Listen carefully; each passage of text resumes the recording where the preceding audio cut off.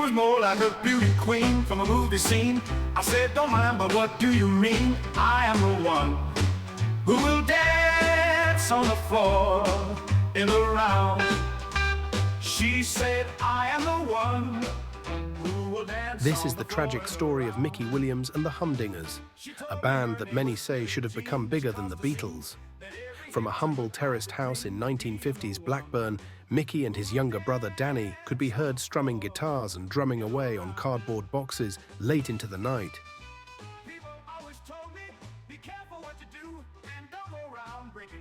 Even back then, Danny could tell that Micky was a gifted songwriter.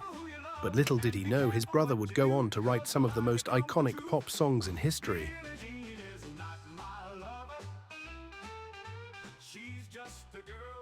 When they formed the Humdingers back in the summer of 1959, they soon enjoyed success playing to young audiences in local clubs and bars. All I did was write a couple of songs, and they seemed to have taken off. I mean, I played them in local clubs, and somehow the whole thing's taken off. It's been absolutely fantastic. I mean, I get letters every day. It's been amazing, I have to say. They even caught the eye of the BBC, who were looking to attract a younger audience, and who set up a couple of interviews with the young band. We were desperate to get Micky in front of the cameras.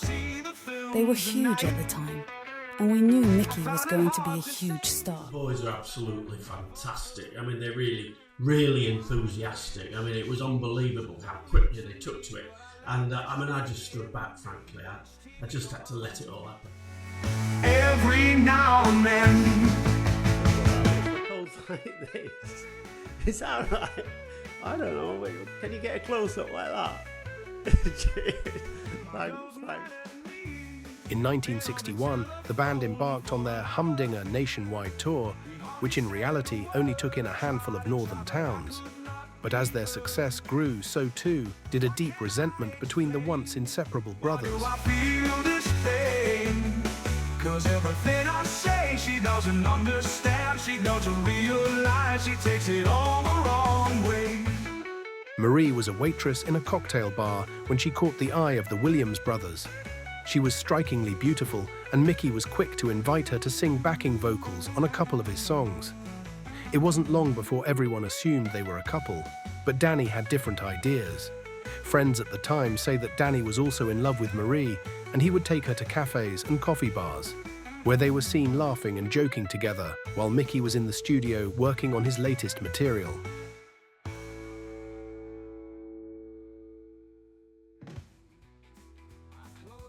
The band continued playing together as if nothing had changed, but some of their fans had started to notice the way they no longer sang into the same microphone anymore or smiled at each other as they sang their harmonies.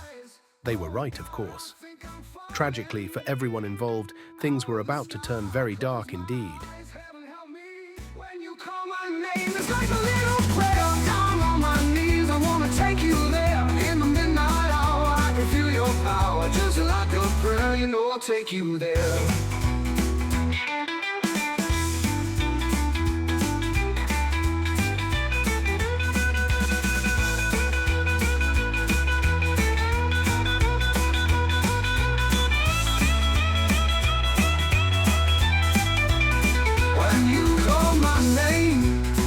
Like a little prayer, I'm down on my knees, I wanna take you there. In the midnight hour, I can feel your power, just like a prayer. One August evening in 1961, a fight broke out between the brothers. And clearly it turned violent. The only thing we know for sure is that Danny was treated at Blackburn Hospital for a life-threatening knife wound to the stomach. Thankfully, Danny survived, but to this very day, he has never spoken about that fateful summer evening. Out of the sky, I close my eyes, heaven help me, when you call me, when you call my name, when you call my name. Even more mysteriously, both Micky and Marie were never seen again. Rumours still abound that she was murdered and buried in the woods somewhere near Billycock, or that they both fled to start a life in New Zealand or South America. Perhaps we will never know. But we do know that with Micky gone forever, his songs became copyright-free for some of our biggest pop stars, including, believe it or not, Madonna, Michael Jackson, and even Bucks Fizz.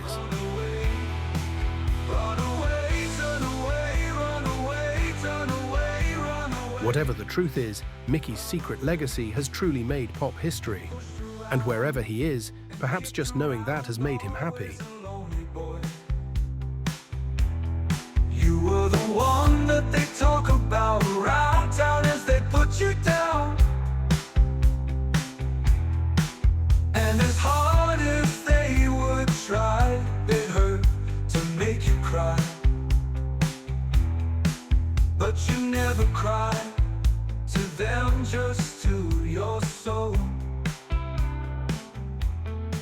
No, you never cried to them, just to your soul.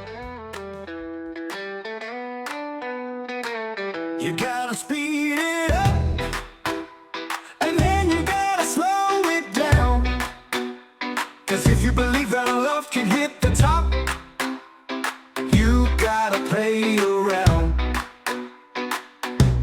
But soon you will find that there comes a time for making your mind up.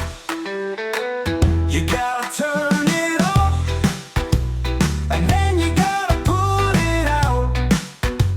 You gotta be sure that it's something everybody's gonna talk about before you decide that the time's right for making your mind up. Don't let your indecision take you from behind. Trust your inner vision, don't let others change your mind. And now you really gotta burn it up and make another fly-by-night. You were working as a waitress in a cocktail bar when I met you. I picked you out, I shook you up, turned you around, turned you into someone new. Now 5 years later on, you've got the world at your feet. Success has been so easy for you. But don't forget, it's me who put you where you are now, and I can put you back down too. Don't you want me? You know I can't believe it when I hear that you won't see me. Don't you want me? You know I